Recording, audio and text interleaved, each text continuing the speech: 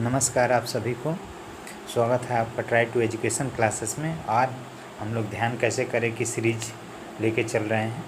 तो सामूहिक मुद्रा की बात पिछले चीज़ों में मैंने की थी, अब उसके आगे से बात करते हैं, ठीक है। तो जब हमारा त्रिनेत्र जागृत होता है या अंतर्दृष्टि हो जाती है तो एक समय ऐसा आता है कि इसी अभ्यास के दौरान जो है कि हमारे हृदय कमल या मन या मस्तिष्क, ठीक है, अगर हृदय कमल पे ध्यान कर रहे हैं तो हृदय के यहाँ ऐसे कमल दिखते हैं। नहीं तो अगर आप त्रिभुक्ति पे अगर ध्यान दे रहे हैं जो नासिका और दोनों भौहों के बीच होता है तो वहाँ इस तरह का कमल दिखेगा, ठीक है। तो कमल इससे थोड़ा ज़्यादा रेड रहेगा, ठीक है वो। और उसके बाद जो है कि बहुत सारे कमल एक साथ आपको खिलते हुए दिखेंगे और ये सारे कमल जो है कि इसके प्रतीक रहेंगे कि आपको आनंद के दूसरे आयामों में प्रवेश कराने के लिए जो है कि ये चीज़ें दिख रही हैं। ये सारे कमल खिलेंगे तो आपको महसूस भी होगा कि बहुत सारे कमल खिल भी रहे हैं। और इन कमलों के खिलने के बाद जो है कि एक नई अवस्था में हम प्रवेश करते हैं, जो अवस्था बिल्कुल जो आपको दिख रहा है उस तरह से होगा, ठीक है। तो यहाँ पे देखिए हृदय चक्र में कुछ सफ़ेद ज्योति की तरह दिख रही है। तो ये ज्योति काफ़ी बड़ी है, एक बिल्कुल सुई की नोक से भी छोटी एक ज्योति आपको फिर दिखती है।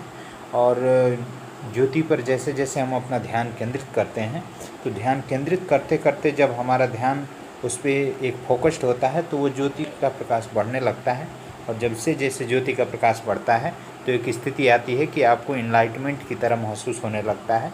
और जब इनलाइटमेंट की तरह महसूस होने लगता है उसके बाद एक अगली अवस्था आती है कि चक्रों के जागरण के लिए जो है कि आप प्रिपेयर होते हैं, आप तैयार होते हैं। अगर आपका एक चक्र जागृत होता है, वैसे चक्रों का जागरण ऊपर से नीचे की तरफ होता है, आपको बता दूं, ठीक है।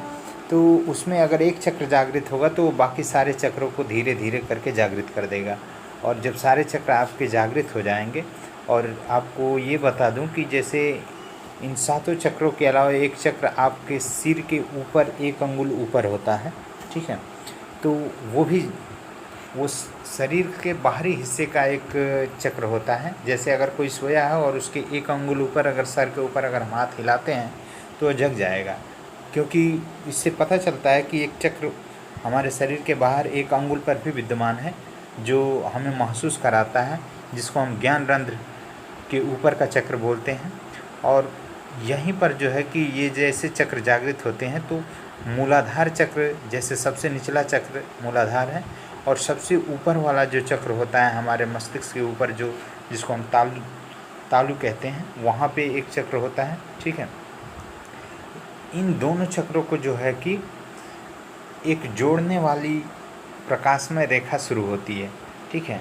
इन सारे चक्रों को जोड़ते हुए जाती है और जैसे ही मूलाधार को सहस्त्रार्थ से जोड़ता है, वो जोड़ती है वो रेखा, उसके बाद जो है कि हमारे शरीर में अलग अलग आभा के प्रकाश जो है विद्यमान होना शुरू हो जाते हैं।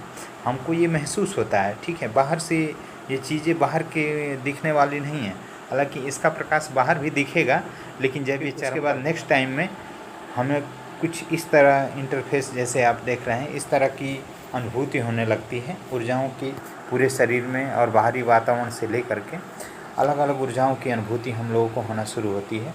और जब ये अनुभूति और ज़्यादा बढ़ती है तो अनुभूति बढ़ते बढ़ते एक अवस्था ऐसी आती है कि हम जो है हमारा ये शरीर, आप नेक्स्ट इंटरफेस में देख रहे हैं कि इस तरह का एक निरंतर जोड़ने वाला एक ऊर्जा जो है हमको ऊपर की तरफ फ्लो होने लगती है और हमारे शरीर के चारों तरफ भी एक ऊर्जा प्रवाहित होने लगती है, जिसको हम देखते हैं। और देखने के बाद जो है कि ये महसूस करते हैं कि एक हमारे चारों तरफ एक शिवलिंग के समान आकृति बन जाती है।